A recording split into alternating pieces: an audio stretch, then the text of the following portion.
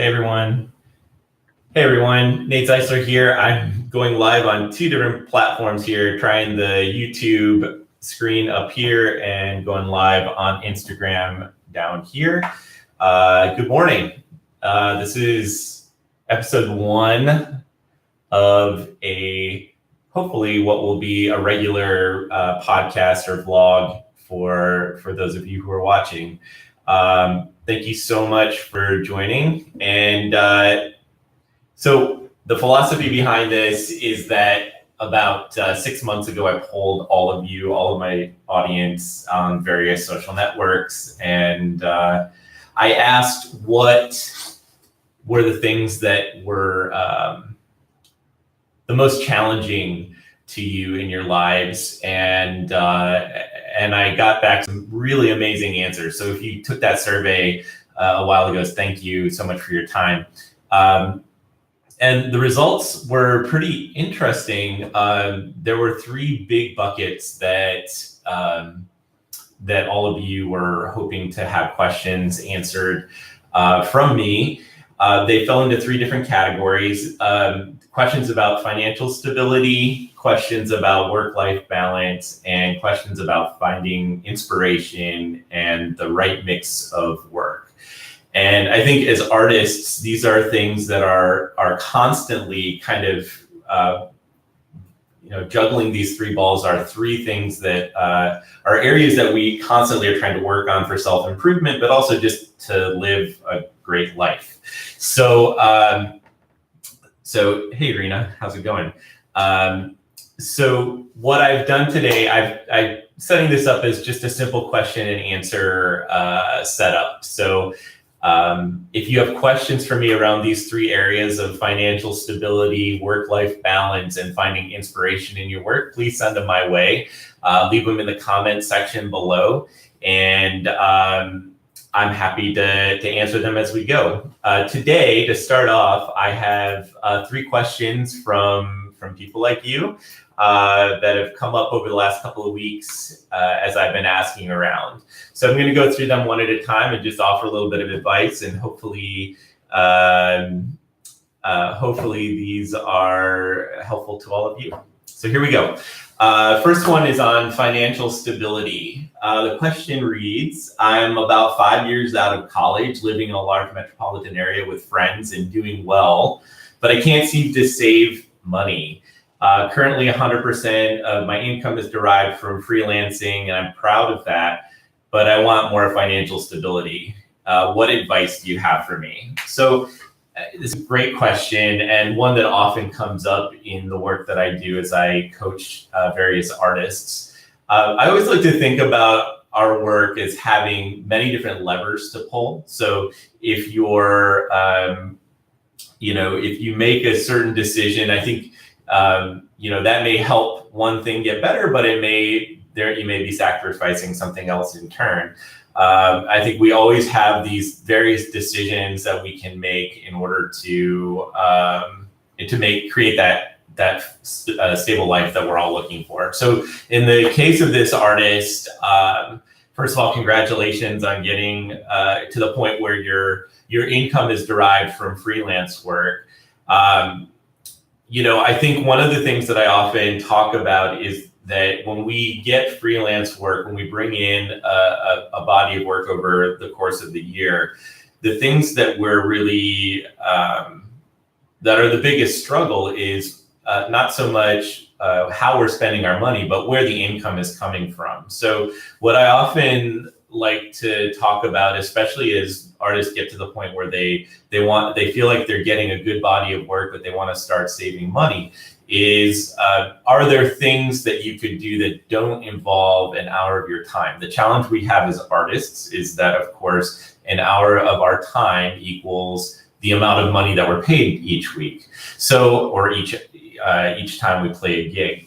And so for me, I think the challenge that I would pose here, or the thing that I would ask the listener to think about is, are there things that you can do beyond the specific gigging that will help bring in extra income? So, the most natural thing to think about would be picking up some extra work that's more stable, that you know that there's a regular source of income coming in each month, and just banking it. Having that money go right directly into savings rather than thinking about where the money is coming from each week that goes by. And in terms of financial stability, really, for me, I think the thing that we often think about the least is, everybody says if you want more financial stability, you figure out more ways to save. Well, yes, of course, that's one way you could do it. I also think I would advise any of you listening to take a hard look at where your income is coming from. That if you divide it into 3 different buckets, so you've got a bucket of what I call 9 to 5 income, which is an hour of your time equals an hour's worth of your money. And it's a set schedule. So you come in at 9, you leave at 4, you're doing that 3 days a week in the local community center. That's one segment of money. The second would be where the freelance money comes on, which is flexible income. So you're in more control of where you're getting that money and how it's coming in. So looking at that as a bucket. And then the final is, I think all of us have the things that we're most passionate about, our passion projects. Use that as a separate bucket in and of itself, so that you're looking specifically at how that money is coming in. I think I often find that as I work with artists to divide it up between these 3 big buckets, it becomes easier to understand not only where the money is coming from, but where you might create more financial stability within the 3. What I often talk about is when you don't know where the money is coming from month to month because you're living more of a freelance life. That's where the notion of instability comes, and where, when some months you may have limited income because it's a low season like January when there's not a lot going on. You want to know where the income is coming from in other areas, so that it can kind of ensure that you have this full amount of income coming in for each month. So hope that helps. Love any follow-up questions that you have about this in particular.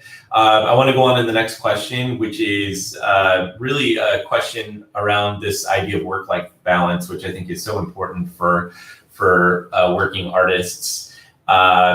So this question is, what advice do you have that can help me organize my life and workload?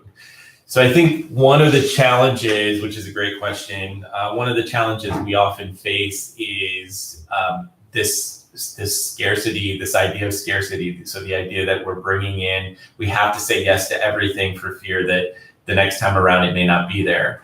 And so what I would advise you to do is really take a hard look at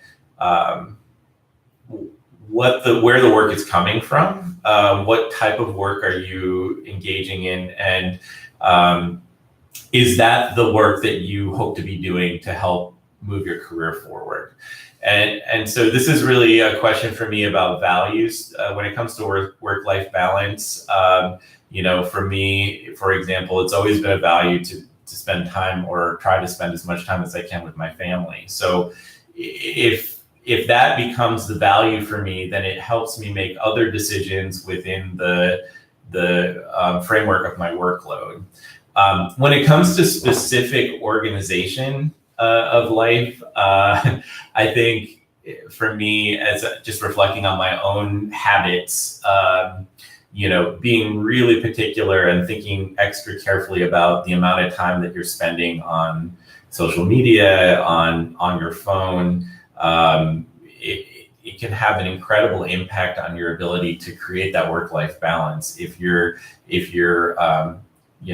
moving that constant stream of information forward on Instagram or on Facebook, it makes it really challenging to create a sense of work-life balance. So, the big advice I would give here, one big bit of advice I would give, is to try to power down your devices as much as possible, even if it's definitely by choice, but even if it's just for an hour or two a day, turn them off, let people know that you're not going to be around, and take that time for yourself, which is super, super important. Time to think is, allow yourself to have some time every day to think. I think hopefully that will help create that work-life balance in the chaos of life.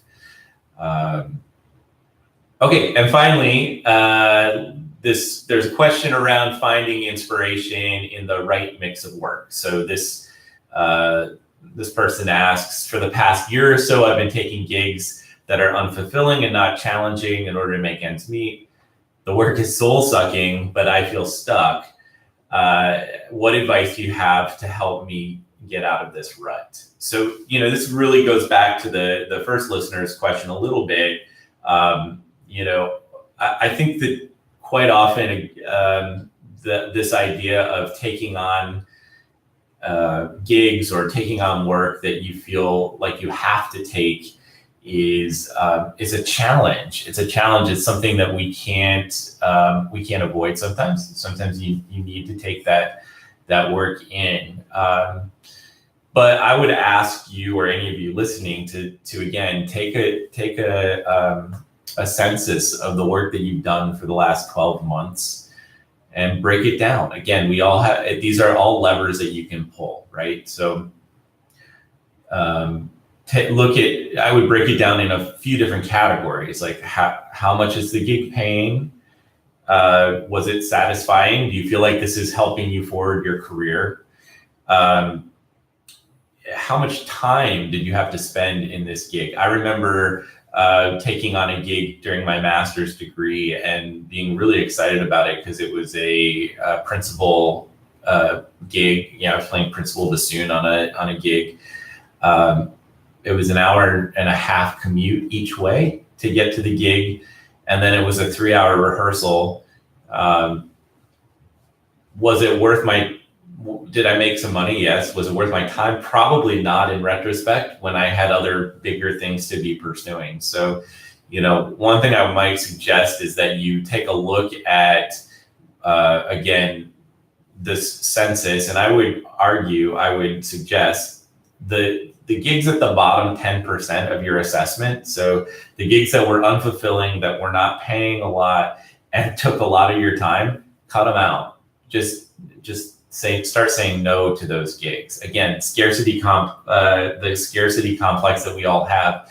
The fear is that if we don't take that particular gig, it's not going to be there for us. But I would really suggest that, the more you can be more discerning about gigs that you take in, the better and more fulfilling life you'll have. On the flip side, of course, you're probably thinking, well, what happens then with, I need that income, right? I need money coming in. I think you'd be surprised. I'm usually a strong advocate of artists looking for work that might be outside their art to make ends meet, especially in these times of, the first 1 to 5 years out of undergrad or your master's graduate studies.